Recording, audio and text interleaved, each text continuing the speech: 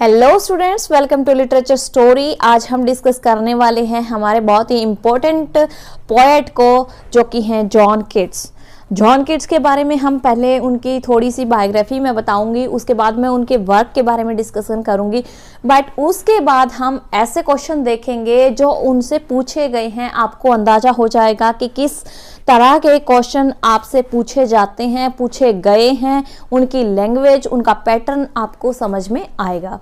तो सबसे पहले हम देख लेते हैं जॉन किट्स, जो कि एक इंग्लिश राइटर थे। रोमांटिक एज से ये बिलोंग करते थे। जॉन किट्स का जो बर्थ डेट अगर हम देखते हैं तो वो है 31 अक्टूबर 1795। ये इनकी बर्थ डेट है। और इनके फादर का नाम था थॉमस किट्स। ठीक है, वो क्या थे? वो एक स्टेबल कीपर थे। स्टेबल कीपर क्या होता है? स्टेबल कीपर होता है, आपके वन वर्ड सब्स्टिट्यूशन में पूछा जाता है a place where horses are kept, तो वो होता है स्टेबल, जिसे अस्तबल बोलते हैं हिंदी में। घोड़ों को रखने की जो शाला होती है वो होता है अस्तबल। अस्तबल को इंग्लिश में बोलते हैं स्टेबल। और स्टेबल कीपर थे इनके फादर। ठीक है, उनकी मदर थी फ्रांसिस किट्स। फ्रांसिस किट्स इनकी मदर का नाम था। और रोमांटिक पोएट थे, यंगर जनरेशन के, और रोमांटिक एज से बिलोंग करते थे। रोमांटिक एज क्या है? अब आपके दिमाग में आया होगा कि रोमांटिक एज से कैसे बिलोंग करते थे। तो रोमांटिक एज क्या थी? रोमांटिक एज जो विलियम वर्ड्सवर्थ और एस टी कोलरेज ने 1798 में लिरिकल बैलेड के साथ एक शुरू की थी। और इसमें ये लिरिकल बैलेड क्या था? लिरिकल बैलेड एक कलेक्शन था उनकी पोएम्स का। 23 पोएम्स थी, 19 थी विलियम वर्ड्सवर्थ की और 4 उसमें थी एस टी कोलरेज की। ठीक है, उसके बाद हम इनकी लव लाइफ की बात कर लेते हैं। तो वो लव लाइफ में उनकी दो यहाँ पर वुमेन रही हैं, Isabel Jones and Fanny Brawne. But he never married. Okay, he died bachelor. उसके बाद हम देखते हैं कि ये इनकी जो डेथ हुई थी वो कब हुई थी? वो डेथ हुई थी 23 फेब 1821 में। ठीक है, तो ये 25 ईयर्स एंड 3 मंथ्स इनकी एज थी at the time of death. ठीक है, अगर आपसे पूछ लिया जाता है कि कितने ईयर के थे, तो 25 यहाँ पर अप्रोक्सीमेट उनकी एज आती है। ठीक है, तो यहाँ पर हम देखते हैं कि जो किड्स थे उन्होंने अपनी एजुकेशन कहाँ से ली थी? तो उन्होंने अपनी एजुकेशन क्लार्क स्कूल से ली थी। क्लार्क स्कूल उनके आसपास में एंसफील्ड में एंसफील्ड एक टाउन था और उसके अंदर एक स्कूल था, उसके अंदर उन्होंने अपनी एजुकेशन ली थी। और क्लार्क के जो सन थे, जो इनके जो स्कूल के जो हेड थे क्लार्क, उनके जो सन थे, उन्होंने क्या किया था? इनको पोएटिक या पोइट्री लिखने के लिए इंस्पायर किया था। उनका नाम गॉर्डन क्लार्क। ठीक है, ये इनका पूरा नाम था। और इन्होंने क्या किया था? इन्होंने इंस्पायर किया था पोइट्री लिखने के लिए। ठीक है, इनके फादर की डेथ, जो जॉन किट्स के फादर थे थॉमस किट्स, उनकी जो डेथ हो गई थी 1804 में। 1804 में जब ये 8 साल के थे, जॉन किट्स सिर्फ 8 साल के थे, उस टाइम पे इनके फादर की डेथ हो गई थी। और उनकी डेथ कैसे हुई थी? तो वो घोड़े से गिर के हुई थी। उनको स्कल यानी कि उनकी खोपड़ी में फ्रैक्चर हो गया था, उसकी वजह से उनकी डेथ हो गई। उसके बाद है उनकी मदर की भी डेथ हो गई थी मार्च 1810 में। ठीक है, 1810 में उनकी मदर की भी डेथ हो गई थी, जब ये ओनली 14 ईयर्स ओल्ड थे। ठीक है, उसके बाद उन्होंने अपने ग्रैंड मदर के साथ, वो सारे भाई बहन रहे थे, वो 4 भाई बहन थे और उनमें सबसे बड़े जॉन किट्स थे। 1815 में इन्होंने क्या किया था? इन्होंने अपने आप को रजिस्टर किया था medical student, as a medical student Guy's Hospital in London में। ठीक है, 1816 में इनको लाइसेंस मिल गया था। किस चीज का लाइसेंस मिला था? तो मेडिसिन का लाइसेंस मिला था। बट उन्होंने वो काम नहीं किया था। ये एक पेपर में ये क्वेश्चन भी पूछा गया था कि उनको किस चीज का लाइसेंस मिला हुआ था, बट उन्होंने वो काम नहीं किया था, तो मेडिसिन का था। ठीक है, 1816 में क्या हुआ था? तो 1816 में ले हंट जो थे उस टाइम के, जिन्होंने एक मैगजीन निकाली थी, द एग्जामिनर, बहुत इंपॉर्टेंट है द एग्जामिनर। 1816 में क्या हुआ? इन्होंने द एग्जामिनर में इनकी एक पोएम पब्लिश करी थी। सोनेट थी ओ सॉलिट्यूड थी, द एग्जामिनर में पब्लिश हुई थी 1816 में, और ले हंट ने की थी। ठीक है, वो सॉलिट्यूड, ये इनका एक सोनेट था। और सोनेट आपको पता है कि 14 लाइंस की एक पोएम होती है, और उसके भी टाइप्स होते हैं, जैसे इंग्लिश सोनेट, इटालियन सोनेट, इस तरह से। ठीक है, वो आपको बिल्कुल डिटेल में मैं आगे करवाऊंगी, बट अभी आप ये देखेंगे कि द एग्जामिनर में इनका ओ सॉलिट्यूड जो था वो सोनेट वो फर्स्ट पब्लिश्ड वर्क था। ठीक है, 1817 में क्या हुआ कि इन्होंने एक अपनी, ये 1816 में एग्जामिनर में पब्लिश हुई, 1817 में उसके बाद उन्होंने एक पोइट्री कलेक्शन था जिसका नाम था पोएम्स, ये उन्होंने पब्लिश किया था। पोएम्स को इन्होंने पब्लिश किया था और उसके अंदर उनकी बहुत सारी मतलब अच्छी अच्छी पोएम्स थी, जैसे eyes to tiptoe, sleep and poetry और on first looking into Chapman's Homer. ठीक है, नेक्स्ट इनका आता है कि जो 1817 में इन्होंने ये इजाबेल से मिले थे, बट इजाबेला से मिले थे बट इन्होंने शादी नहीं की थी। 1819 में फैनी एंड जॉन किट्स इंगेज्ड थे बट उन्होंने मैरिज नहीं की। ही वॉज शॉर्ट इन हाइट, ये रीज़न दिया जाता है बट एक्चुअली रीज़न नहीं पता है कि यही बोला जाता है कि he was short in height so she rejected him and so he died bachelor. Okay, तो उन्होंने शादी नहीं की। 1820 में क्या हुआ था, इनको पता चल गया था कि इन्हें ट्यूबरकुलोसिस है। ट्यूबरकुलोसिस क्या होता है, जिसे हम शॉर्ट में बोलते हैं टीबी। ठीक है, आपसे ये क्वेश्चन आता है बार बार, बहुत सारे एग्जाम में ये पूछा गया है कि उनकी जो डेथ हुई थी वो किस बीमारी से हुई थी, तो वो हुई थी ट्यूबरकुलोसिस। ठीक है, ट्यूबरकुलोसिस से हुई थी और ट्यूबरकुलोसिस से जब उनकी डेथ हुई थी तो उससे पहले उनको जो पता चला था 17 सितंबर 1820 को डॉक्टर ने इनको बता दिया था कि आपको ऐसे ऐसे प्रॉब्लम है। और उनके एक फ्रेंड थे जोसेफ सेवरन, ये वही इंसान थे जिनके साथ इन्होंने दम तोड़ा था, जिनके पास इन्होंने दम तोड़ा था। ठीक है, मतलब उन्होंने अपनी लास्ट जो टाइम था उन्हीं के साथ रहे थे, जोसेफ सेवरन के। और 1820 में उन्हें अच्छे मौसम वाली जगह में घूमने के लिए डॉक्टर ने एडवाइस किया था और इन्हीं के साथ जब जोसेफ सेवरन के साथ ये थे जब इन्होंने अपनी अंतिम सांस ली थी। तो यहाँ पर हम एक ईयर देखते हैं 1819 में क्या हुआ था। जहाँ पे इनका सबसे महत्वपूर्ण जो इम्पोर्टेंट जो इन्होंने वर्क लिखे थे वो आए थे। अभी हम उनके वर्क के बारे में पढ़ेंगे। तो उनके वर्क में क्या था, सबसे पहले जो उन्होंने मैंने बताया कि 1816 में उनकी जो पब्लिश हुई थी द एग्जामिनर में ओ सॉलिट्यूड नाम का सोनेट जो पब्लिश हुआ था। बट यहाँ पे इंपॉर्टेंट वर्क की बात आती है तो हम वर्क पढ़ते हैं। तो उनके वर्क्स कौन कौन से थे, तो सबसे पहला जो इम्पोर्टेंट जो आता है 1818 में वो लिखा था, जो बहुत ही इंपॉर्टेंट है। इसके अंदर से लाइन्स भी पूछी जाती हैं। ठीक है, तो उस वर्क का नाम है एंडेमियन।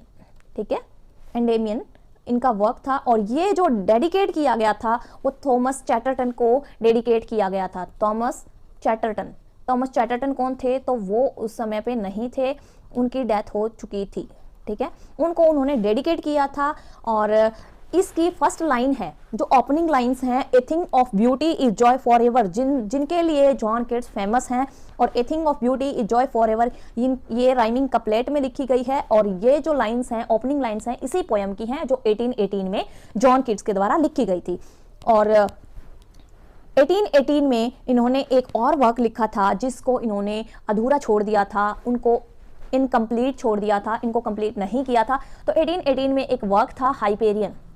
ठीक है, एक पोएम भी आएगी इसी नाम से इनकी, हाइपेरियन एक वर्क है जो इनका लिखा गया है, एपिक पोएम है। ये एक वैसे एपिक था, इन्होंने स्टार्ट किया था बट ये लिखा नहीं था, एपिक था, इनकम्प्लीट है। बट ब्लैंक वर्स एपिक था। ब्लैंक वर्स क्या होता है, ब्लैंक वर्स वो होता है जिसमें राइमिंग का इस्तेमाल तो किया जाता है बट मीटर का यूज नहीं किया जाता। और इनका प्लान हाइपेरियन को कितने पार्ट्स में लिखने का था, तो वो 10 पार्ट्स में लिखने का प्लान था। 10 पार्ट्स में लिखने का प्लान था बट इन्होंने नहीं लिखा, 2.5 ओनली पार्ट इन्होंने लिखा था। और ये किससे इंस्पायर होकर लिखा था, तो जॉन मिल्टन की जो पैराडाइज लॉस्ट है उससे इंस्पायर होकर लिखा था बट इनफिनिश्ड रहा, क्योंकि उन्होंने कहा कि ये कह के छोड़ा था कि ये बहुत ज़्यादा मिल्टनिक दिख रहा है। ठीक है, he said that was to Miltonic. ठीक है, अगर आपके पास कहीं भी लाइन भी आ सकती है, he said that it was too Miltonic, so he left unfinished this work। ठीक है, फिर 1819 में क्या हुआ, उन्होंने एक वर्क लिखा हाइपेरियन के नाम से ही, हाइपेरियन, बट उसका पूरा नाम था द फॉल ऑफ हाइपेरियन। ठीक है, the fall of Hyperion. The fall of Hyperion में क्या था, एक ये एक ड्रीम है, ड्रीम यानी कि एक पोयम है, उसमें अपने ड्रीम को बताया है। और जब 1818 में हाइपेरियन इन्होंने इनकम्प्लीट छोड़ दिया, तब ये इन्होंने ये work the fall of Hyperion लिखा था। फिर हम बात करते हैं 1819 की। ये भी 1819 में ये आया था, बट ये 1818 में आया था, और ये जो वर्क है वो 1819 में आया था। ठीक है, इसके बाद हम 1819 में बात करते हैं, इनका एक ड्रामा आया था, एक क्लोजर ड्रामा।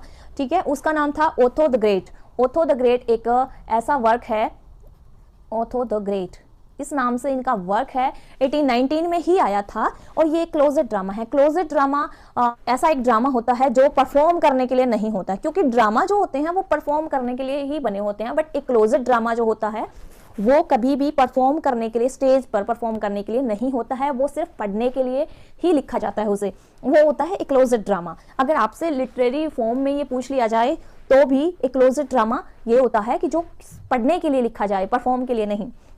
फिर 1819 की अगर हम बात करते हैं तो 1819 में क्या हुआ था, तो इनका जो बहुत ही इंपॉर्टेंट ओड्स हैं, जो इन्होंने 5 से 6 ओड्स जो लिखे हैं वो सारे 1819 में लिखे हैं। 1819 एक बहुत ग्रेट ईयर हो जाता है लिटरेरी पॉइंट ऑफ व्यू से जॉन किट्स के लिए, या फिर अदर पॉइंट ऑफ व्यू से भी बहुत इंपॉर्टेंट ये ईयर हो जाता है। 1819 में इन्होंने लिखा था ओड टू ए नाइटिंगेल। ठीक है, 1819 में ही लिखा था odd on a Grecian urn. ठीक है, ये बहुत इंपॉर्टेंट है, बहुत ज्यादा इंपॉर्टेंट है, इसमें से तो सिंबल भी पूछे जाते हैं। तो ode on a Grecian urn आप बहुत अच्छे से करके जाना। Ode to Psyche, ode to autumn, ode to melancholy, ode to indolence, ये सारे जो वर्क आए हैं इनके वो 1819 में ही आए हैं। ठीक है, ओड्स जितने भी हैं जॉन किट्स के वो 1819 में ही आए हैं। 1820 में इन्होंने क्या लिखा था, 1820 में इनकी इंपॉर्टेंट पोएम्स आई थी। वो इंपॉर्टेंट पोएम्स कौन कौन सी थी, तो फर्स्ट थी लामिया। ठीक है, लैमिया। दूसरी थी इजाबेला, इजाबेला। तीसरी थी the Eve of Saint Agnes. ठीक है, द ईव ऑफ, क्योंकि ये है ना, ये पोएम भी बहुत ज्यादा पूछी जाती है, the Eve of Saint Agnes, Saint Agnes को पूछा जाता है। उसके बाद हम बात करते हैं एक बहुत ही इंपॉर्टेंट इनके जिसके बारे में क्वेश्चन पूछा जाता है, तो वो है एपिटाफ। एपिटाफ क्या होता है, जो ग्रेव के ऊपर यानी कब्र के ऊपर जो स्टोन लगा होता है उसके ऊपर कुछ लिखा जाता है, कब्र के स्टोन के ऊपर, ग्रेव स्टोन के ऊपर कुछ लिखा जाता है, वो एपिटाफ होता है। और एपिटाफ के ऊपर इनके एक लाइन लिखी हुई है जो मैं आपको क्वेश्चन में दिखाऊंगी कि किस तरह से इनके एपिटाफ के ऊपर भी क्वेश्चन आया हुआ है। तो ये थे हमारे जॉन किट्स, उनकी बायोग्राफी। अब हम करेंगे इनके बारे में पूछे गए जितने भी क्वेश्चन हैं, टीसीटी, पीजीटी, किसी भी एग्जाम में अगर पूछे गए हैं, किसी भी स्टेट के एग्जाम में, तो हम एक साथ उनको कवर करेंगे। ठीक है, तो चलिए शुरू करते हैं।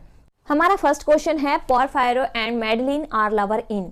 तो जॉन किट्स की वो कौन सी पोयम है जिसके अंदर इनको लवर्स के रूप में दिखाया गया है, तो the Eve of Saint Agnes, La Belle Dame, sans Merci, Isabella, the Eve of Saint Mark's. देखिए बहुत ही क्लोज यहाँ पर ऑप्शन दिए गए हैं ए और डी। कितना क्लोज दिया गया है, the Eve of Saint Agnes है या the Eve of Saint Mark है, तो इसका राइट आंसर है A, the Eve of Saint Agnes. अब the Eve of Saint Agnes को हम देखेंगे कि ये कब लिखी गई थी, क्या हुआ था, तो 1820 में ये पब्लिश हुई थी। ऐसा बोला जाता है कि 1819 में इन्होंने इसको लिखा था, बट ये पब्लिश 1820 में ही हुई थी, जो मैंने अभी थोड़ी देर पहले भी बताया था। राइट आंसर हो जाएगा ए, the Eve of Saint Agnes. ठीक है, ये डिटेल में आप पढ़ लेना, the Eve of Saint Agnes ये क्या है, तो इसके अंदर कैरेक्टर और क्या जरूर पढ़ लेना। नेक्स्ट हम बात करते हैं क्वेश्चन की, कीट्स टॉम्बस्टोन रीड। देखिए एपिटाफ की बात की थी मैंने। एपिटाफ क्या होता है, तो वो ग्रेव स्टोन होता है, टॉम्बस्टोन होता है, और उसके टॉम्बस्टोन के ऊपर क्या लिखा गया है, यही हमारा क्वेश्चन है। और ये आया हुआ है प्रीवियस ईयर क्वेश्चन में, छत्तीसगढ़ असिस्टेंट प्रोफेसर 2014 में ये पूछा गया है। तो हम बात करते हैं, देखो बहुत क्लोज दिया गया है, सारे ऑप्शन एक बार पढ़ना। Here lies one whose name was right in water. देखिए यहाँ पर सबसे जो बिल्कुल क्लोज आंसर दिए हैं, सिर्फ एक नाम का इन्होंने चेंज किया है, बिल्कुल लास्ट का। तो इसका राइट आंसर जो है वो है डी। इसका राइट आंसर है D, here lies one whose name was right in water. ये ध्यान रखिएगा, जॉन किट्स ने ये अपने टॉम्बस्टोन के लिए खुद ही लाइन लिखी थी, ये भी ध्यान रखिएगा। नेक्स्ट क्वेश्चन की जब हम बात करते हैं तो वह है, she dwells with beauty, beauty that must die, who said these line in his poem. तो ये किसने लिखी थी, जॉन किट्स ने लिखी थी। जॉन किट्स जब हम पढ़ रहे हैं तो इसका राइट आंसर है जॉन किट्स। और जॉन किट्स ने ये सी dwells with beauty and beauty that must die, ये इन्होंने लिखी थी। ये किस पोयम में या किस अपनी राइटिंग में लिखी थी? तो वो थी ऑड ऑन मेलनकली। ठीक है, ऑड ऑन मेलनकली यहाँ पर उन्होंने लिखा था और उस मेलनकली में ये दिया था, ये लाइन दी थी। इनके 5 बहुत इंपॉर्टेंट मेजर ओड्स हैं जो उन्होंने कंपोज किए हैं जॉन कीट्स ने 1819 में, और उसके अंदर ये लाइन लिखी है। ये बहुत ही फेमस लाइन है। इसके अंदर से इस लाइन के ऊपर 3 बार क्वेश्चन अब तक, 3 से 4 बार क्वेश्चन अब तक बन चुका है। अलग अलग स्टेट में, अलग अलग टीजीटी पीजीटी असिस्टेंट प्रोफेसर में ये क्वेश्चन बन चुका है। नेक्स्ट हम क्वेश्चन करने वाले हैं यहाँ पर। नेक्स्ट क्वेश्चन आपका आ जाएगा, identify from the option given below the feature that makes Keats ode on a Grecian and unique among the other odds.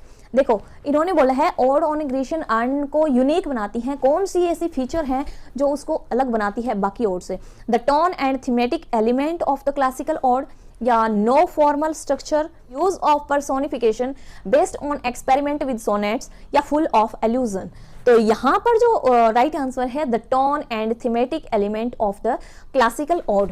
Odd on a Grecian and क्या है? ये एक ऑड है। ऑड लिखा हुआ है जॉन कीट्स के द्वारा और 1819 में इन्होंने लिखा था। ये एक बहुत ही कॉम्प्लेक्स एंड मिस्ट्रियस पोएम है जो कि इन्होंने लिखी थी। नेक्स्ट हमारा क्वेश्चन है, which image that Keats recreates in his ode on a Grecian and is not sylvan. ये क्या होता है? सेल्वन होता है एक रूरल या पास्टोरल, वैसे इसे कहते हैं प्लीजेंट। ठीक है, प्लीजेंट भी इसका मीनिंग होता है और रूरल और या पास्टोरल भी इसका मीनिंग होता है। तो यहाँ पर ऑप्शन है of fair youth beneath the trees, जो इसको रूरल या पास्टोरल नहीं बनाते हैं, इसका ये इन्होंने पूछा है। ये चारों ही चीजें उसके अंदर दी गई हैं। ठीक है, बट इन्होंने ये पूछा सेल्वन नहीं बनाते, यानी कि जो पास्टोरल नहीं बनाता है इस ऑड को, तो वो कौन सा है? Of fair youth beneath the trees, ये है। Of deities in the dales of Arcady, yes. The pastoral pipers, ये पेस्टोरल ही हो गए पाइपर्स, तो ये तो बनाते ही हैं। और द अनरेविस्ड ब्रिज ऑफ सॉलिट्यूड, देखिए यहाँ पर सॉलिट्यूड एकाकीपन का जो ब्रिज इन्होंने बोला है वो इसको रूरल नहीं बनाता है, वो इसको पास्टोरल नहीं बनाता है, इसलिए ये ऑप्शन इसका राइट आंसर हो जाएगा। तो इसका राइट आंसर आपका होगा वो है डी। ठीक है, नेक्स्ट हम बात करते हैं नेक्स्ट क्वेश्चन की। Keats says in his ode on a Grecian. देखिए, ये सबसे इंपॉर्टेंट पोयम है, सबसे इंपॉर्टेंट ऑड है इनका, और इसके अंदर बहुत सारे सिंबल यूज किए इन्होंने, बहुत सारे रेफरेंस यूज किए हैं, और उन रेफरेंस को हम बहुत ही अच्छे से पढ़ने वाले हैं। Keats says in his Ode on Aggression and that unheard melodies are sweeter because, अब आपसे ये भी पूछा जा सकता है कि unheard melodies are sweeter ये किस में कहा गया है? तो Ode on Aggression and में ये कहा गया है। नेक्स्ट इन्होंने पूछा क्या है? Keats says in his Ode on Aggression and के अंदर ये बात बोली है कि unheard melodies are sweeter because, क्यों? He has tasted them before, क्यों उन्होंने टेस्ट किया था? गलत बात है। They cannot be shared, they are obvious to all, they strike the chord of the spirit। तो इसका राइट आंसर आपको पता होगा, they strike the chords of the spirit, ये इसका राइट आंसर है। तो इसका राइट आंसर हो जाता है डी। नेक्स्ट हम बात करते हैं नेक्स्ट क्वेश्चन की, और नेक्स्ट क्वेश्चन है the bold lover in Ode on Aggression need not grieve because he will sometime be able to kiss his beloved, he will sometime be able to enjoy bliss, his love and her beauty have become eternal, he will never get old to repent। तो उसकी जो beauty है, उसका जो प्रेम है वो eternal है, वो हमेशा के लिए है। तो एटर्नल है यानी अमर है, ठीक है, सदा रहने वाला, शाश्वत है। तो ये इसका राइट आंसर हो जाएगा सी, क्योंकि वो एक बार जो बन गई वो ना उसका जो प्रेम है वो ऐसे ही दिखेगा, चाहे वो आज देखें या फिर 50 साल बाद देखें, वो बिल्कुल एटर्नल हो गया है। ठीक है, क्योंकि आर्ट जो होती है ना वो ऐसा कहते हैं कि आर्ट जो है वो एटर्नल है, और आर्ट में जो ब्यूटी है वो भी एटर्नल होती है। नेक्स्ट जो क्वेश्चन है, the term negative capability is associated with, ये बहुत इंपॉर्टेंट क्वेश्चन है और आप देख भी सकते हैं कि कितनी बार ये रिपीट हुआ है। Uttarakhand GIC, MP assistant professor, HP PCT, DSSB, हर एग्जाम में, और इसके बाद भी पता नहीं कितने एग्जाम में ये आया हुआ है। अभी पीछे जो एक एग्जाम हुआ था मे बी RPSC का था, उसके अंदर भी ये क्वेश्चन बिल्कुल ऐसे ही रिपीट हुआ था, चाहे वो DSSB का हो, उसमें भी ये क्वेश्चन बहुत बार रिपीट होता है। Negative capability is associated with John Keats. ठीक है, यहाँ पे मैं डायरेक्ट आंसर बता रही हूँ क्योंकि जॉन केट्स, आपको पता है हम जॉन केट्स पढ़ रहे हैं और नेगेटिव कैपेबिलिटी जो है उसके अंदर मैं ऑप्शन नहीं पढ़ा रही हूँ क्योंकि हम सीधा ये टर्म पढ़ेंगे। आप एक बार इसको एसोसिएट करेंगे कि जॉन केट्स के साथ नेगेटिव कैपेबिलिटी एक टर्म है जिसको जॉन केट्स ने यूज किया था और कब किया था, 1817 में उन्होंने अपने ब्रदर जॉर्ज एंड थॉमस को क्या किया था, लेटर लिखा था और उसके अंदर इस नेगेटिव कैपेबिलिटी टर्म का यूज किया था और ये एसोसिएट की गई थी जॉन केट्स के साथ। ठीक है, नेक्स्ट इसका जो राइट आंसर है जॉन केट्स है। ध्यान से पढ़ लीजिएगा, जो नेगेटिव कैपेबिलिटी है वो जॉन केट्स के साथ एसोसिएटेड है। ठीक है, नेक्स्ट हम क्वेश्चन करते हैं, which of the following is not written by John Keats? Ode to autumn, अब ये कौन सी जॉन केट्स के द्वारा नहीं लिखी गई है, आप जरूर बता देंगे। ऑड टू ऑटम बिल्कुल लिखी गई है। The Eve of Saint Agnes, ये भी लिखी गई है। The fall of Hyperion a dream, देखो ये मैंने करवाया था ना, the fall of Hyperion a dream, ये भी लिखी गई है। एडोनिस, देखो एडोनिस लिखी गई है जॉन केट्स के डेथ के ऊपर एलेजी है, बट ये जॉन केट्स ने नहीं लिखी है, ये जॉन केट्स ने नहीं लिखी है और ये लिखी गई है 1821 में जब इनकी डेथ हो गई थी। उसके बाद जब इनकी डेथ हो गई थी उसके बाद ये लिखी गई है, ये लिखी गई थी 55 स्पेंसरियन स्टेंजा में एलेजी है और ये लिखी गई है पीबी शैले के द्वारा, इसलिए ये जॉन केट्स के द्वारा नहीं लिखी गई है, बट है ये जॉन केट्स के डेथ के बारे में। ठीक है, नेक्स्ट क्वेश्चन हम करते हैं, which poet out of the following wrote the lines, was it a vision or a waking dream, feed is that music, do I wake or sleep? Uttarakhand higher assistant professor में ये पूछा गया है, PB Shelley, Robert Browning, William Wordsworth और John Keats. इसका right answer हो जाएगा John केट्स। और जॉन केट्स ने ये जॉन केट्स क्या थे, तो ये एक famous poet of romantic as थे और इन्होंने ये लिखा है। ये किस में लिखा है ये भी पूछा जा सकता है, वॉज इट ए विजन और वेकिंग ड्रीम, तो ये लिखा है आपका ऑड टू ए नाइटिंगेल। ठीक है, ऑड टू ए नाइटिंगेल, ठीक है, तो इसमें ये पूछा जा सकता है कि ये किस में दी गई है, क्योंकि मैं एडिशनल जानकारी यहाँ पर आपको दे रही हूँ। नेक्स्ट आपका क्वेश्चन है, the letter of which English poet have been described by TS. Eliot as certainly the most notable and most important ever written by any English poet. तो ये किसने लिखा था, टी.एस. एलियट ने लिखा था अपने लेटर में, और किसको इन्होंने यहाँ पर इसके बारे में लिखा था, किस राइटर के बारे में लिखा था, पीबी शैले के बारे में, जॉन केट्स, लॉर्ड बायरन या एस.टी. कॉलरिज। तो ये लिखा गया था जॉन केट्स के बारे में। ठीक है, नेक्स्ट हम करते हैं question, who was described poets poet of 19th century. 19th century का पोएट्स पोएट कौन था, कि कवियों का कवि कौन था, तो कवियों का कवि जॉन केट्स को कहा जाता है 19th सेंचुरी का। वैसे पोएट्स पोएट किसको बोलते हैं, एडमंड स्पेंसर को बोलते हैं। ठीक है, नेक्स्ट है John Keats ode to autumn is an example of. John Keats की जो ऑड टू ऑटम है वो किसका एग्जाम्पल है, तो वो एक एग्जाम्पल है, यहाँ पर ऑप्शन दिए गए हैं 4, होरेशियन ऑड, पिंडेरिक, इरेगुलर ऑड या नन ऑफ द अबव। तो यहाँ पर राइट आंसर जो हो जाता है वो है होरेशियन ऑड। होरेशियन, पिंडेरिक, इरेगुलर, ये क्या है, ये ऑड्स की टाइप्स हैं। ऑड्स जो होती हैं वो एक पोएम की फॉर्म है, जैसे सोनेट है, ऑड है, इस तरह से एक पास्टोरल पोएम होती है, और ये इसके जो होते हैं होरेशियन, पिंडारिक और इरेगुलर, ये इसके टाइप्स होते हैं। ठीक है, नेक्स्ट हम बात करते हैं, which of the following works of John Keats is a version of a tale from Boccaccio. तो इन्होंने क्या किया है कि ये इनमें से कौन सा वर्क है जो जॉन केट्स का जो वर्जन है tale from Boccaccio, on first looking into Chapman's Homer, Isabella और the pot of basil, Endymion या नन ऑफ द अबव।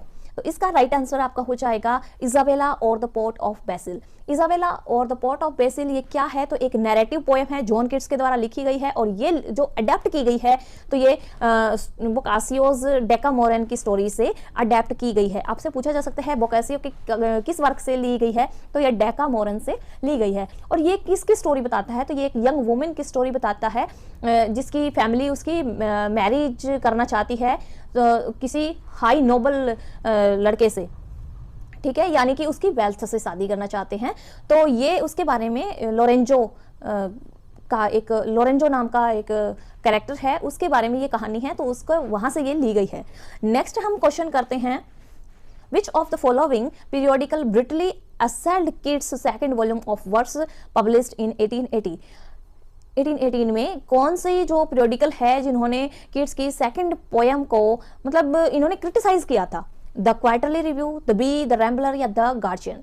तो यहाँ पे किसने किया था? द क्वार्टरली रिव्यू जो है उन्होंने इनकी बुरी तरह से क्रिटिसिज्म की थी। बुरी तरह से क्रिटिसिज्म, कहीं ना कहीं इनको ये माना जाता है कि ये जो इनके क्रिटिक्स थे उनकी क्रिटिसिज्म से वो बहुत ज़्यादा हर्ट हुए थे और उसी वजह से उनकी डेथ भी हो गई है। नेक्स्ट क्वेश्चन है, Endymion is a poetic romance by John Keats was published in the year. तो ये किस एज में या किस ईयर में ये पब्लिश हुआ था? ये एनवीएस में पूछा गया। देखो नवोदय के पीजीटी में ये पूछा गया है 1808, 1818, 1820 या 1800। तो इसका राइट आंसर हो जाएगा 1818 में। एंडेमियन जो थी वो एक नैरेटिव पोएम है और एंडेमियन की 4 वॉल्यूम्स है, ठीक है। ये 4 वॉल्यूम्स में आई थी और ये लिखी गई थी 1817 में, बट पब्लिश हुई थी 1818 में। और ये डेडिकेट है, अब ये देखो मैंने करवाया था, ये एंडेमियन जो है वो थॉमस चैटरटन को ये डेडिकेटेड है। मैं नाम लिख देती हूँ यहाँ पर, थॉमस चैटरटन के को ये डेडिकेटेड है। नेक्स्ट क्वेश्चन हम करते हैं। नेक्स्ट क्वेश्चन है, beauty is truth and truth is beauty are the famous poetic lines by John Keats in the his poem. देखो ये क्वेश्चन पहले भी आया था, ये यहाँ पर रिपीट हो रहा है और ये रिपीट होकर कहाँ पे आ रहा है? एनवीएस में, और वो था शायद 16 या 14 का पेपर। ये यहाँ पर रिपीट हो रहा है, beauty is truth, truth is beauty. ये किसकी पोएम से में से है? तो जॉन कीट्स की पोएम में से है। और ये किस पोएम में से है? Ode on a Grecian urn, ode to Apollo, ode to autumn, to Diana. तो इसका राइट आंसर हो जाएगा ode on a Grecian urn. Beauty is truth, truth is beauty, ये फेमस पोएटिक लाइन है जॉन कीट्स की और ये लिखी गई है ode on a Grecian urn, जो कि लिखी गई थी 1819 में, ठीक है। नेक्स्ट क्वेश्चन हम करते हैं, who among the following poets served as an apprentice to a surgeon. देखिए ये क्वेश्चन आया ना, मैंने बोला था कि मैंने पढ़ाया था ये कि इन्होंने अपने आप को मेडिकल स्टूडेंट के रूप में रजिस्टर किया था और उनको एक लाइसेंस भी मिला था। और यहाँ पर इससे रिलेटेड कैसे क्वेश्चन पूछा है ये आप देख सकते हैं। Who among the following poets served as an apprentice to a surgeon at Edmonton, north London before he began his poetic career. जो अपने पोएटिक करियर के शुरुआत से पहले जो एक अप्रेंटिस था सर्जन के रूप में, तो वो कहाँ मतलब एडमंटन में, और वो कौन सा पोएट थे? तो जॉन कीट्स थे वो पोएट, ठीक है। ये एनवीएस पीजीटी 2019 में पूछा गया है। कितना इंपॉर्टेंट हो जाता है ना, बिल्कुल छोटी सी डिटेल है और कितनी इंपॉर्टेंट हो गई है। नेक्स्ट हम क्वेश्चन करते हैं, I have loved the principles of beauty in things, which of the following poets wrote this. किस पोएट ने ये लिखा है? तो ब्यूटी के बारे में किसने लिखा है? भाई जॉन कीट्स ने लिखा है। Robert Southey, Lord Byron, E.A. Poe यानी एडगर एलन पो, ये अमेरिकन राइटर थे, और जॉन कीट्स। तो ये राइट आंसर है जॉन कीट्स, ठीक है। नेक्स्ट है, La Belle Dame sans mercy is a poem depicting love between a knight and a fairy. The poem is written by, देखो ला बैले डैम सेंस मर्सी ये क्या है? ये एक बैलेड पोएम है, ठीक है। और ये जो डिपिक्ट करती है, ये दर्शाती है किसको? एक लव को दर्शाती है, एक नाइट जो होता है और एक फेरी यानी एक परी जिसे हम बोल सकते हैं, ठीक है। तो ये लिखी गई है जॉन कीट्स के द्वारा, ठीक है। नेक्स्ट हमारा हो जाता है question, who among the following poets chose his own epitaph. देखिए यहाँ पे भी एपिटाफ से रिलेटेड क्वेश्चन आया है 2019 में। एनवीएस पीजीटी का ये पेपर है। यहाँ पे एपिटाफ से कितना इंपॉर्टेंट हो जाता है। एपिटाफ से रिलेटेड एक पहले भी आया था और अभी फिर से आया है। Here lies one whose name was right in water, ये लिखा गया था जॉन कीट्स के टॉमस्टोन पे, ठीक है। एपिटाफ था जॉन कीट्स का और ये लिखा किसके द्वारा गया था? ये किसने सिलेक्ट किया था? तो जॉन कीट्स ने खुद ही सिलेक्ट किया था, ठीक है। देखो नेक्स्ट ये क्वेश्चन आ रहा है, बहुत ही अच्छा है, ये पहले भी आया है। A thing of beauty is a joy for ever occurs in. देखो ये रिपीटेड, देखो कितनी बार है, कितनी बार रिपीटेड है। अब हमें पता चल रहा है कि हमने जो PYQ करने हैं उसका बेनिफिट क्या होगा। अब आप देख सकते हो UGC NET December, PGT 2004, PGT 13, PGT 15, DSSS, KVS Chhattisgarh, DSSS, TCT, तो उसके बाद भी ये रिपीट होगा या नहीं? अब आप सोच सकते हैं, है ना। A thing of beauty is a joy for ever, ये किस पोएम में आई है? तो ये आई है एंडेमियन, और एंडेमियन की ये ओपनिंग लाइंस हैं। ओपनिंग लाइंस है एंडेमियन की, और एंडेमियन जो है एक पोएम है जो जॉन कीट्स ने लिखी थी और इसको किसको डेडिकेट किया था? तो थॉमस चैटरटन को इन्होंने डेडिकेट किया था, ठीक है। 1818 में ये लिखी गई थी। एम्बिक पेंटामीटर में और राइमिंग कपलेट्स में ये लिखी गई है। एडिशनल जानकारी बता रही हूँ। नेक्स्ट हमारा क्वेश्चन है, John Keats poem ode to a nightingale was composed in. देखिए यहाँ पर बिल्कुल यूजीसी नेट का पेपर है 2007 का, बट ये बिल्कुल सिंपल क्वेश्चन है, ये टीजीटी पीजीटी में पूछा जा सकता है। जॉन केट्स ने ऑड टू ए नाइटिंगेल ये कब लिखी थी? तो ये लिखी थी 1819 में, क्योंकि ऑड्स जो है इनके 1819 में ही मोस्टली आए हैं, ठीक है। और ये इसके अंदर ऑड टू ए नाइटिंगेल की एक खास बात है कि इसमें इनको एक नेगेटिव कैपेबिलिटी की स्टेट में देखा जा सकता है, जॉन केट्स की जर्नी को। तो ये एक पर्सनल पोएम भी है, ठीक है। ऑड टू ए नाइटिंगेल एक पर्सनल पोएम है, ठीक है। नेक्स्ट जो हमारा क्वेश्चन है, the words where are the songs of suffering. The words where are the songs of suffering, ay where are they occurs in, ये लाइन कहाँ पे आई है? Where are the song of suffering, ये नेट दिसंबर 2007 में आई है, बिल्कुल सिंपल सा क्वेश्चन है, तो टीजीटी पीजीटी में आ सकता है, कोई वो नहीं है कि ये नेट का है तो उसी में आएगा, बिल्कुल नहीं। ये आया है आपका ऑड टू ऑटम में, और ये एक पोएम है, जॉन केट्स के द्वारा लिखी गई है, 1819 में, 1819 में लिखी गई थी, पब्लिश हुई थी 1820 में। इनका ना एक वर्क था 1819 ओड्स, ठीक है, 1819 ओड्स, उसका फाइनल वर्क था ये, उसका ये फाइनल वर्क था ऑड टू ऑटम, ठीक है, बिल्कुल। नेक्स्ट हम क्वेश्चन कर रहे हैं, in Keats poetic career the most productive year was. देखो कितना सिंपल सा क्वेश्चन है, और ये पूछा गया है 2010 में नेट के पेपर में। किट्स का कौन सा मोस्ट प्रोडक्टिव ईयर रहा है, जो सबसे ज़्यादा जहाँ पे उनकी राइटिंग्स आई हैं, तो 1819 में उन्होंने एक ग्रुप ऑफ 5 ओड्स का लिखा था।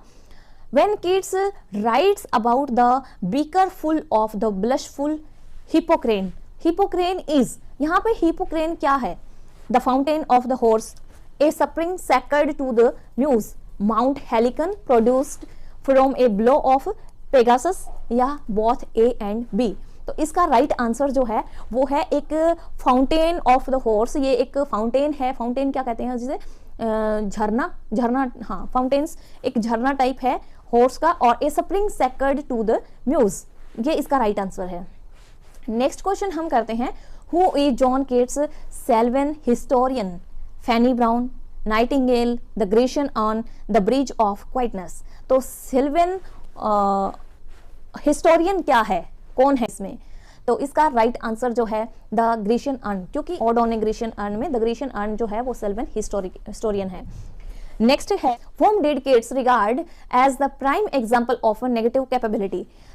किसको जॉन केट्स ने नेगेटिव कैपेबिलिटी का प्राइम एग्जाम्पल के तौर पर दर्शाया है, किसको कहा है? जॉन मिल्टन को, जॉन वर्ड्सवर्थ को, जॉन विलियम शेक्सपियर को, या पीबी शैले को? देखिए जॉन केट्स जो थे वो नेगेटिव कैपेबिलिटी से एसोसिएटेड थे, बट उन्होंने किसको नेगेटिव कैपेबिलिटी के प्राइम एग्जाम्पल के तौर पर दर्शाया है? तो वो है विलियम शेक्सपियर। ये क्वेश्चन 3 बार रिपीट हो चुका है अब तक, और ये ध्यान से करना है क्योंकि ये नेट में ही नहीं, टीजीटी पीजीटी में भी रिपीट हुआ है। नेक्स्ट क्वेश्चन हम करते हैं, सी ड्वेल्स विद ब्यूटी। देखिए ये यूजीसी नेट में भी आया है, केवीएस पीजीटी में भी आया है, एक और जगह पे भी आया था, 16 का पेपर था वो, शुरू में जो मैंने करवाया था। She dwells with beauty, beauty that must die, wrote Keats in one of his ode referring to indolence, autumn, melancholy या साइकी। तो इसका राइट आंसर क्या हो जाता है? तो इसका राइट आंसर है मेलनकली, और ये लिखा गया था ऑड टू मेलनकली, उसके अंदर ये लाइंस आती हैं, ठीक है। नेक्स्ट क्वेश्चन हमारा हो जाता है, इसका 1 मिनट, राइट आंसर है मेलनकली। देन नेक्स्ट की बात कर लेते हैं, dash the very word is like a bell to toll me back from thee to me to my sole self, which word? Bird, immortal, forlorn, fancy. तो इसका right answer है C, forlorn. The very word is like a bell to toll me back, ये ode to a nightingale में 1819 में लिखी गई थी, और ये उसका उन्होंने लाइन उठाकर दी है, ठीक है। नेक्स्ट क्वेश्चन हम बात करते हैं, which of the following poem by Keats use the Spenserian stanza, Endymion, the fall of Hyperion, the Eve of Saint Agnes या लेमिया। देखिए इन्होंने ये पूछा है कि किस में इन्होंने स्पेंसरियन स्टेंजा का यूज किया है, कौन सी पोएम में इन्होंने स्पेंसरियन स्टेंजा को यूज किया है? तो वो पोएम है the Eve of Saint Agnes. ये लिखी गई थी 42 स्टेंजास में, और ये स्टेंजा थे स्पेंसरियन स्टेंजा, ओके। 1819 में लिखी गई थी, 1820 में ये पब्लिश हुई थी। नेक्स्ट क्वेश्चन की अगर हम बात कर लेते हैं, The island setting of Latmus figured in Keats' Endymion, the Eve of Saint Agnes, Lamia Hyperion। का राइट आंसर है एंडमियन। एंडमियन में क्या है, लेटमस एक आइसलैंड है जो कि इन्होंने दर्शाया है अपनी पोयम एंडमियन में। 1817 में ये लिखी गई थी, 1818 में ये पब्लिश हुई थी। हो सकता है आपसे नाम भी पूछ लिया जाए कि कौन सा आइसलैंड था, तो लेटमस था, ठीक है, याद रखिएगा। With what does the speaker claim to be half in love in ode to a nightingale? The nightingale's haunting melody, the scented flower of early summer, the night sky and all the stars, the peace that comes with death। तो इन्होंने किसको ये बोला है, तो ये बोला है the peace that comes with death। ठीक है, ये राइट आंसर है इसका डी। ये भी नेट में पूछा गया था। देखिए लेवल ऐसा है कि अगर हम नेट के यहाँ पे क्वेश्चन कर रहे हैं तो आप ये सोच सकते हैं कि ये पुराने पेपर हैं, नेट के पुराने पेपर्स में से लिए गए हैं जहाँ से इजी क्वेश्चन भी आते हैं।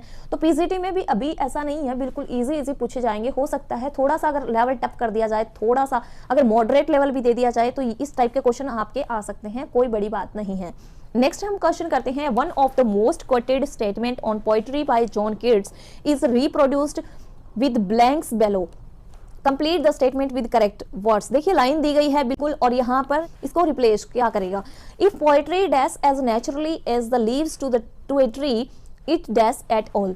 इसका राइट आंसर क्या होगा, तो इसका राइट आंसर होगा if poetry come not as naturally as the leaves to a tree it had better not come at all. कि अगर पोएट्री नेचुरली नहीं आती है, जैसे कि पेड़ पर पत्ते आते हैं, तो ये इससे अच्छा है कि वो ना ही आए, है ना। ये इसका राइट आंसर है। देखो बिल्कुल इन्होंने कितना कंफ्यूज करके ऑप्शन दिए हैं, और इसका राइट आंसर है ये, ठीक है। वैसे ये यहाँ पर है ना, इन्होंने ये भी दिया है ग्रामेटिकली अगर करेक्ट नहीं है तो भी ये दिया गया है कम्स नोट और कम नोट, बिल्कुल इतना डीप में दिया है ना, नेट में ये एग्जाम में आया है। नेक्स्ट हम बात करते हैं, John Keats dedicated Endymion to the memory of Spenser, the memory of Bacon, the memory of John Milton, the memory of Thomas Chatterton. देखिए ये क्वेश्चन भी इन्होंने पूछ लिया है पीजीटी में और एनवीएस पीजीटी में भी। देखिए डेडिकेटेड किसको किया था इन्होंने एंडमियन पोएम को, तो थॉमस चैटरटन को किया था, तो इसका राइट आंसर हो जाता है D, the memory of Thomas Chatterton को इनको डेडिकेट किया था इन्होंने। नेक्स्ट क्वेश्चन है, Keats addresses the Grecian urn as an Attic shape in his ode on a Grecian urn, ठीक है, because it was from Greece, इसलिए वो एक एटिक शेप थी, या preserved in an attic placed in a Greek museum a receptacles of ashes, कि ये एक अस्थि कलश था, या ग्रीक म्यूजियम में रखा गया था, या फिर ये एटिक में प्रिजर्व किया गया था, या फिर ये ग्रीस से था। तो इसको एटिक शेप क्यों कहा, इनका क्वेश्चन ये है, ठीक है। तो इसका राइट आंसर होगा क्योंकि ये ग्रीस से था, फ्रॉम ग्रीस, ठीक है। Grecian urn as an Attic shape, क्योंकि ये ग्रीस से था। नेक्स्ट क्वेश्चन है, what according to Keats will the urn remains to men when old age shall this generation waste, a forgotten historian, a friend, a silent spectator of his woes, an art desolate। तो इसका right answer क्या होगा, इसका है a friend. According to Keats किसने ये कहा है कि will the urn remain to men when old age shall this generation waste, कि क्या होगा, तो ये एक फ्रेंड होगा, अर्न जो है वो एक फ्रेंड रहेगी। नेक्स्ट हमारा क्वेश्चन है, the earn in Keats ode on a Grecian earn is addressed by which one of the following expression. इसको किस तरह से एड्रेस किया गया है, एटिक शेप से, या बोल्ड लवर से, ग्रीन आल्टर से, और ओ मिस्टीरियस प्रिस्ट, इसको किस तरह से एड्रेस किया गया है, तो इसका राइट आंसर हो जाएगा एटिक शेप। एटिक शेप क्यों कहा है, क्योंकि ये ग्रीक से है, ठीक है, ये ग्रीस से है, इसलिए इसे एटिक शेप बोला है। और यहाँ पर इन्होंने इसको क्या कह के एड्रेस किया है, एटिक शेप। देख सकते हैं ode on a Grecian urn कितनी इंपॉर्टेंट पोएम है जॉन कीट्स की, एक नाइटिंगेल और ode on a Grecian urn the Eve of Saint Agnes, ये बहुत इंपॉर्टेंट है, आप कर लीजिएगा। नेक्स्ट क्वेश्चन की हम बात करते हैं। नेक्स्ट क्वेश्चन है, to what kind of an altar does the priest lead the garlands heifer in Keats ode on a Grecian urn, a small town church, a green altar, an altar in Arcady, a braided altar। तो इसका right answer है ए green alter. ये poem में दिया गया है और poem से ही सीधा डायरेक्ट इन्होंने फैक्चुअल क्वेश्चन ये पूछा है। ये पीजीटी आरपीएससी 2013 का है, ठीक है। नेक्स्ट क्वेश्चन है who among the following is known for his Hellenic spirit. तो इसमें से कौन से पोएट हैं जो हेलेनिक स्पिरिट के लिए जाने जाते हैं? Lord Byron, PB Shelley, Southey या जॉन किट्स? तो इसका राइट आंसर है John Keats is known for his Hellenic spirit of romanticism. Next question है heard melodies are sweet but those unheard are sweeter. These lines have been taken from RPSC PGT और Chhattisgarh assistant professor में ये पूछा गया है और ये दोबारा क्वेश्चन आया है, रिपीट हुआ है, हमारी पीडीएफ में भी ये रिपीट ही हुआ है question. heard melodies are sweet but those unheard are sweeter, ये किस में से लिया गया है? Ode to the West Wind, Ode to Nightingale, Ode to Autumn, Ode on a Grecian Urn। तो इसका राइट आंसर हो जाएगा Ode on a Grecian Urn। Odd on a Grecian earn लिखी गई थी 1819 में बाय जॉन किट्स। ठीक है, नेक्स्ट क्वेश्चन है हमारा सी can not fade though thou hast not thy bliss for ever wilt thou love and she be fair. ये lines उठाई हैं ode on a Grecian urn से और ये किसको रेफर करती हैं? परमानेंस ऑफ टाइम को, ट्रांसेंड टाइम्स को, परमानेंस ऑफ आर्ट को या द प्रेजेंट मोमेंट को। तो ये लाइन किसको रेफर करती हैं? टाइम को, आर्ट को, ये किसकी परमानेंस को दर्शाती हैं या प्रेजेंट मोमेंट को दर्शाती हैं? इसका राइट आंसर है परमानेंस ऑफ आर्ट की। इसमें इस आर्ट में जो भी यहाँ पर दर्शाया गया है, जो भी एक्सप्रेस किया है, जो भी डिपिक्ट करता है, ये आज भी ऐसा ही है और उसके बाद समय बीतने के बाद भी ऐसा ही होगा। तो परमानेंस ऑफ आर्ट को इसने दर्शाया है कि इनका लव, इनकी फेयरनेस, इनकी सुंदरता ये कभी भी फेड नहीं होगी, इसलिए परमानेंस ऑफ आर्ट को यहाँ पर रेफर किया गया है। नेक्स्ट क्वेश्चन है which of the following writers is noted for what Keats called negative capability. तो इन्होंने इसमें से कौन से राइटर हैं जिन्होंने नोट किया है कि इन्होंने नेगेटिव कैपेबिलिटी को जो मेंशन किया है, जो एसोसिएटेड हैं जॉन किट्स नेगेटिव कैपेबिलिटी से। तो ये किसको इन्होंने नेगेटिव कैपेबिलिटी बोला है? तो मिल्टन ने कहा है या शैले ने कहा है या टेनिसन और शेक्सपियर। तो इन्होंने किसको मेंशन किया है? तो यहाँ पर मेंशन किया है, ये भी क्वेश्चन आपका रिपीट हुआ है दोबारा से।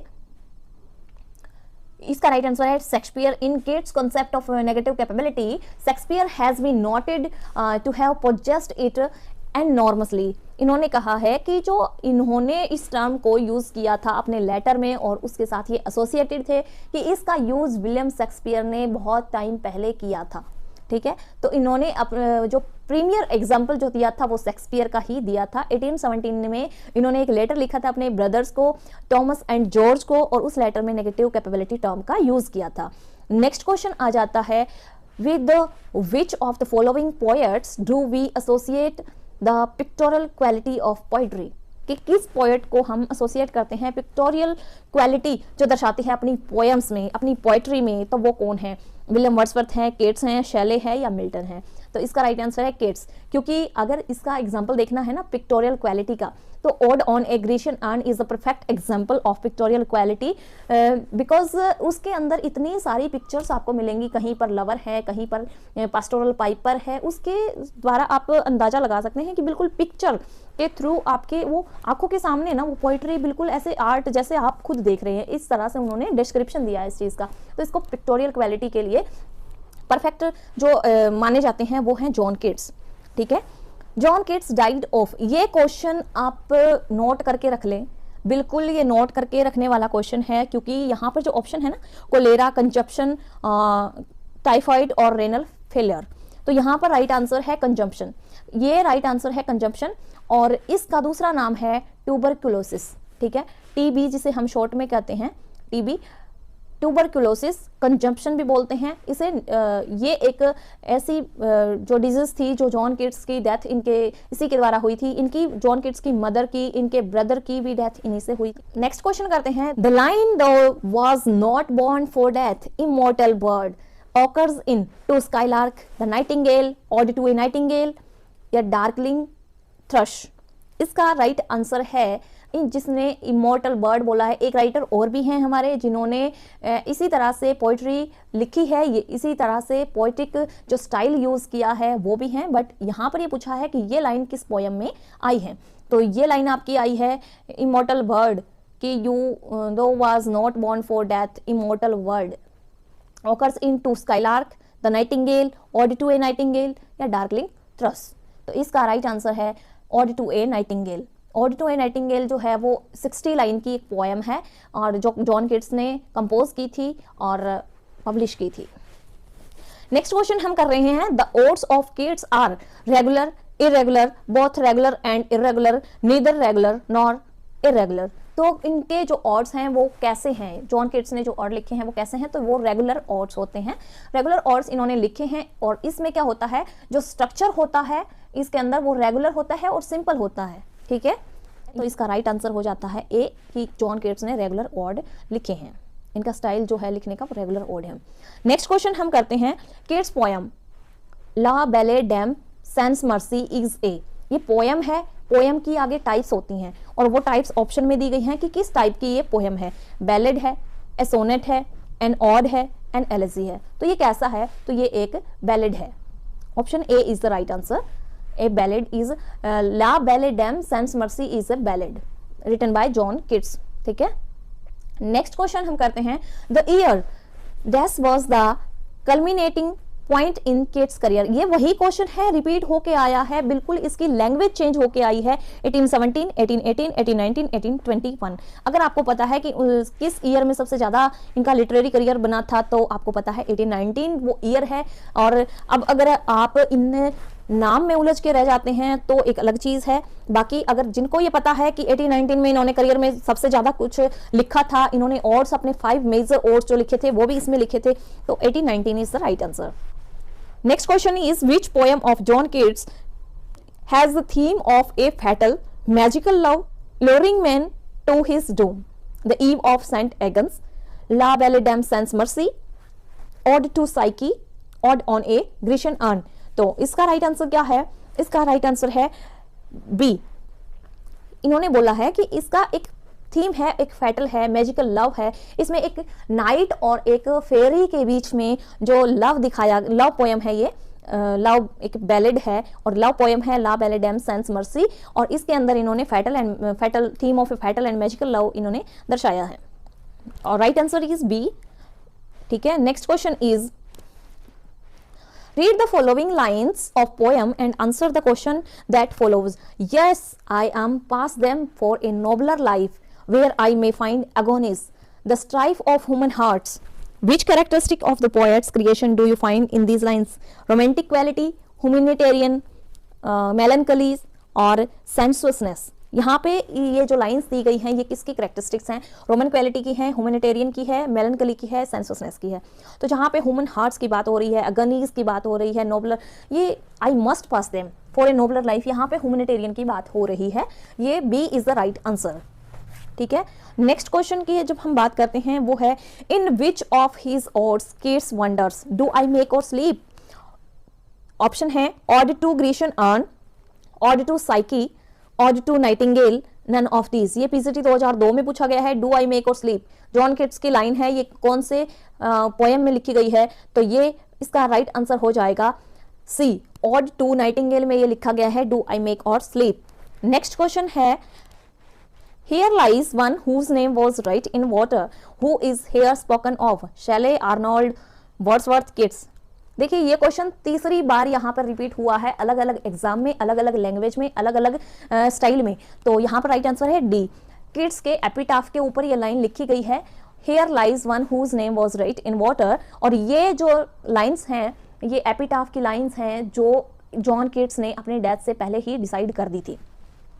विच volume of poetry by Keats contained a poem Hyperion, कि कौन सी उनकी जो पोइट्री की वॉल्यूम है जिसमें हाइपेरियन लिखी गई है? फर्स्ट वॉल्यूम में है, सेकंड में है, थर्ड में है या फोर्थ में है? तो फोर्थ वॉल्यूम में आपकी हाइपेरियन लिखी गई है, वो पोइट्री की वॉल्यूम है ना, तो उसमें हाइपेरियन लिखी गई है।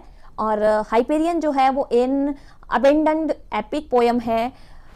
आपको पता है ये अनफिनिश्ड एपिक पोएम थी हाइपेरियन। यहाँ पर हाइपेरियन पूछा है, द फॉल ऑफ हाइपेरियन नहीं पूछा है, हाइपेरियन पूछा है। ये फोर्थ वॉल्यूम में लिखी गई है, ये छोड़ दी गई थी उनके द्वारा, जॉन किट्स के द्वारा अधूरी छोड़ दी गई थी। नेक्स्ट क्वेश्चन है, Keats was a victim of rap on the knuckles, the underline idioms denotes appreciation, sport, savour, criticism, loud approval.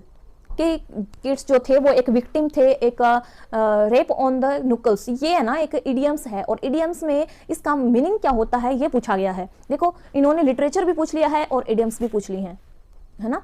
तो इसका राइट आंसर है सेवरिक क्रिटिसिज्म। देखो इन्होंने इनकी जो सेकंड वॉल्यूम थी इसको बहुत ज़्यादा क्रिटिसाइज किया था, और इसको जो क्रिटिसाइज किया था वो आपको पता है वो उस टाइम की मैगजीन कौन सी थी, तो वो द क्वार्टरली रिव्यू था, और उसके अंदर इनको बहुत ज़्यादा क्रिटिसाइज किया था, और इसका मतलब यही होता है सेवर क्रिटिसिज्म। और ये कहा जाता है कि द क्वार्टरली रिव्यू में जो इनकी क्रिटिसिज्म इतनी ज़्यादा हुई सेकंड वॉल्यूम की कि इसके द्वारा ये क्या हुआ कि ये और ज़्यादा बीमार हो गए, और कहीं ना कहीं इनकी डेथ की वजह वो बीमारी बनी।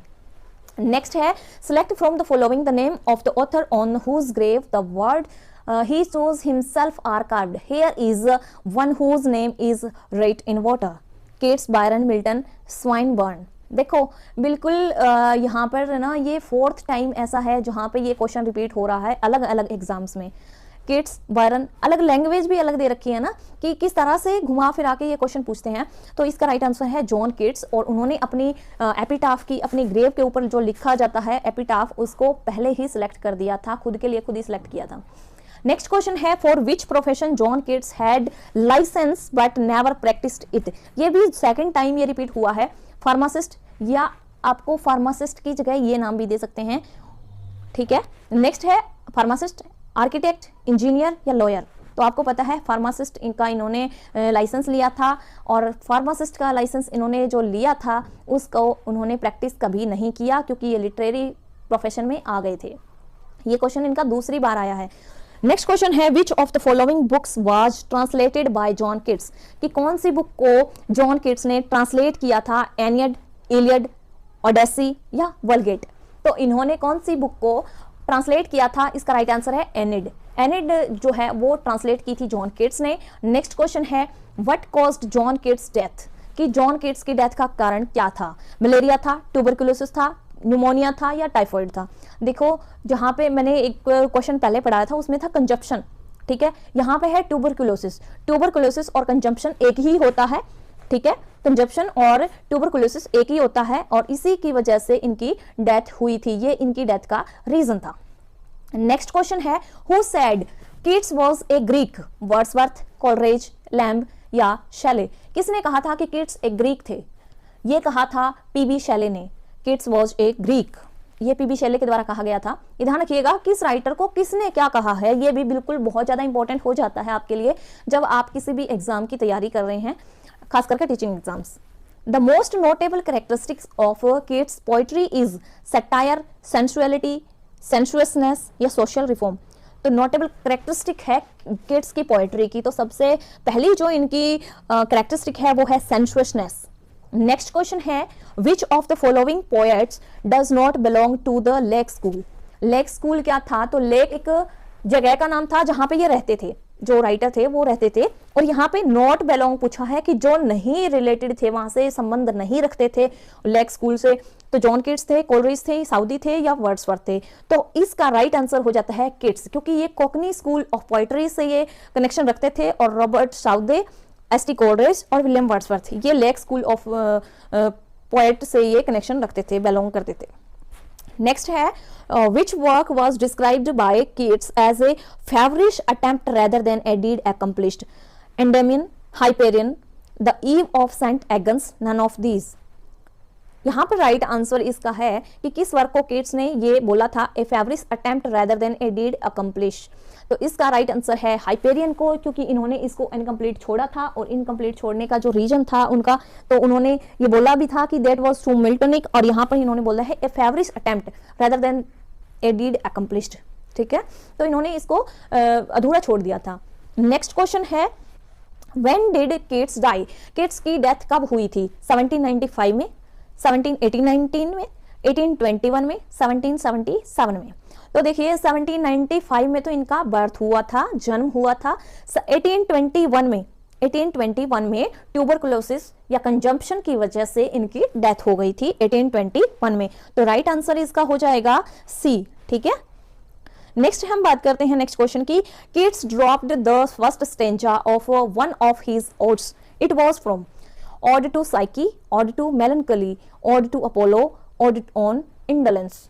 तो इसका राइट आंसर जो हो जाएगा वो है आपका B, ode to melancholy. Next question है which poem of Keats has the following lines heard melodies are sweet. देखो ये दोबारा से तीसरी बार ये क्वेश्चन रिपीट हुआ है अलग लैंग्वेज में।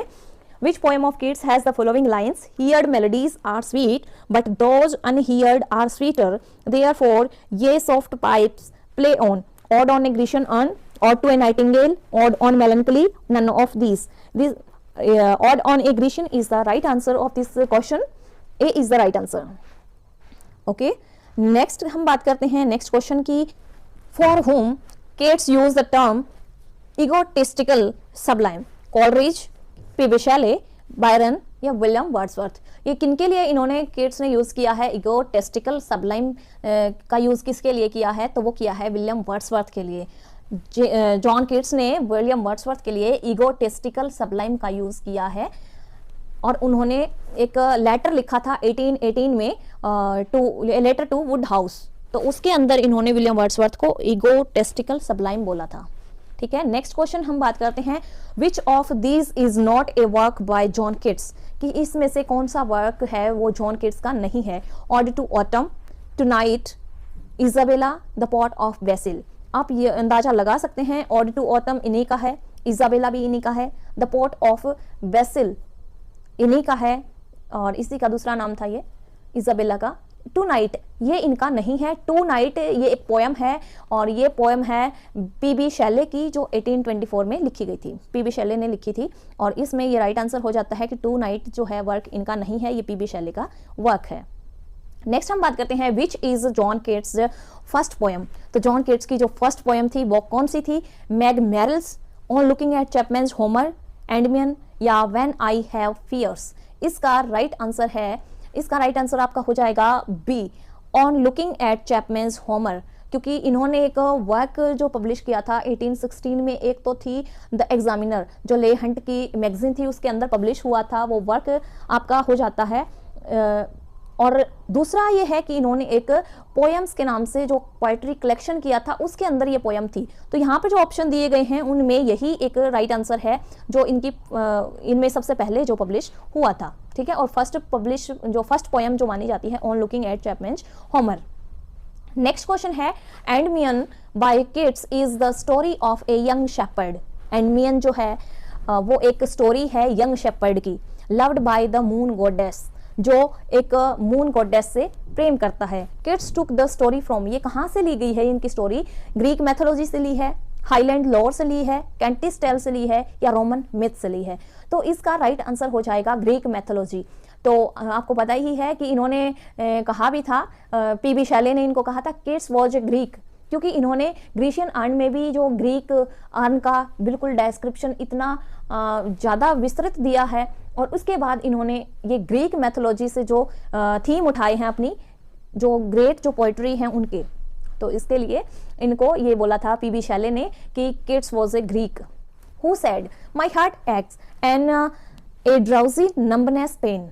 शैले, टेनिसन, किड्स या वर्ड्सवर्थ है? ये 2004 में पीसीटी में पूछा गया था कि किसने कहा था माई हार्ट एक्स। ये बोला गया था जॉन किड्स ने बोला था और ये जॉन किड्स ने किसने बोला था? उनका एक वर्क था, जॉन किड्स का एक वर्क था ऑड टू ए नाइटिंगेल, उसकी ओपनिंग लाइन थी ये my heart aches and a drowsy numbness pens.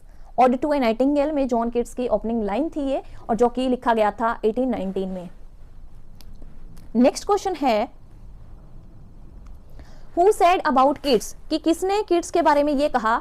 He is with Shakespeare। देखो वहां पे किसने क्या बोला है इनके बारे में ये तो हमें याद करना ही है, बहुत ही ज्यादा इंपॉर्टेंट हो जाता है। और यहाँ पर ये क्वेश्चन भी रिपीट हो रहे हैं कि पीबी शैले ने बोला था या एस टी कोलरिज ने बोला था, वाल्टर पैटर ने बोला था या मैथ्यू आर्नोल्ड ने बोला था? तो इसका राइट आंसर है मैथ्यू आर्नोल्ड। मैथ्यू आर्नोल्ड ने ये बोला था ही इज विद शेक्सपियर। किसने ये कहा है कि वो शेक्सपियर के साथ थे?